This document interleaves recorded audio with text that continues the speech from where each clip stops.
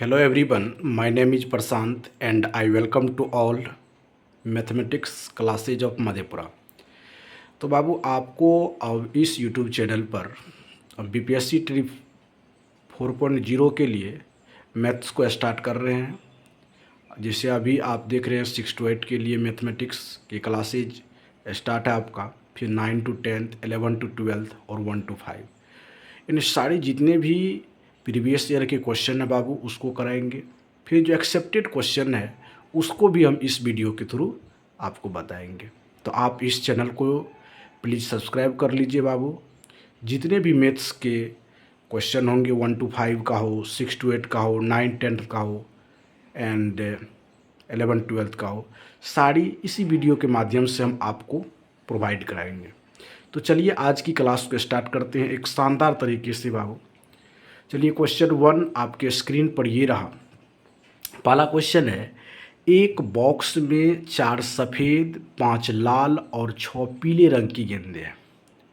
Box में से यादृच्छिक रूप यानी रैंडम से एक गेंद उठा ली जाती है। क्या प्रायिकता है कि उठाई गई गेंद या तो सफ़ेद हो या लाल हो? सबसे पहले तो आप ये चीज़ को जान लीजिए बाबू, बॉल जो सफ़ेद है आपका वाइट है वह उसकी संख्या 4 है, रेड बॉल की संख्या 5 है और येलो बॉल की संख्या 6 है।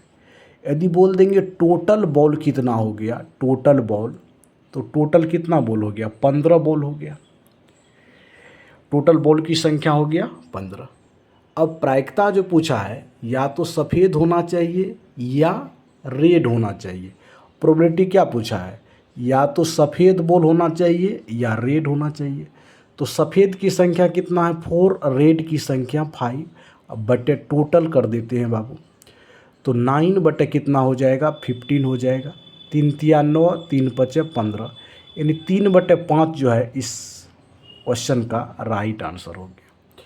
तो इसका आंसर कितना हो जाएगा देख लीजिए, ए बी सी डी, इसमें कितना 5 ऑप्शन आपको रहता है, लेकिन ऑप्शन सी जो है इस क्वेश्चन का राइट आंसर हो जाएगा। तो इसी तरह से हम बेहतरीन तरह से क्वेश्चन को बाबू सॉल्व करेंगे, आपको एक बेस्ट एक्सप्लेनेशन के साथ बताएंगे बाबू, और उसका कंसेप्ट भी बताया जाएगा। दूसरा क्वेश्चन आपके स्क्रीन पर ये रहा, यदि समकोण त्रिभुज की अंतर त्रिज्या 1 सेंटीमीटर और परी त्रिज्या 2.5 सेंटीमीटर है तो समकोण त्रिभुज का क्षेत्रफल ज्ञात कीजिए। इसमें देखिए, यदि समकोण त्रिभुज का क्षेत्रफल चाहिए, किस टर्म में आपको क्षेत्रफल पूछ रहा है? समकोण त्रिभुज का किस टर्म में पूछ रहा है? तो इन रेडियस में पूछ रहा है, अंतर त्रिज्या और परी त्रिज्या, आर और कैपिटल आर के टर्म में आपको बताना है बाबू। इसके लिए यदि एरिया हम लिखेंगे समकोण त्रिभुज का, तो are into are plus 2r होता है, are into are plus 2r होता है। तो आर कितना है बाबू देख लीजिए ध्यान से। यदि आर की हम बात कर देंगे, स्मॉल आर 1 दिया हुआ है, तो 1 इंटू 1, और कैपिटल आर यहाँ हम कंप्लीट कर दे लिख देते हैं, आर स्मॉल आर का मान 1 सेंटीमीटर है एंड कैपिटल आर का वैल्यू 2.5 सेंटीमीटर है। तो फार्मूला क्या होता है? Are into are plus 2r, ये फार्मूला होगा आपका। कैपिटल आर कितना है? 2.5, तो 2 मल्टीप्लाई 2.5 हो जाएगा।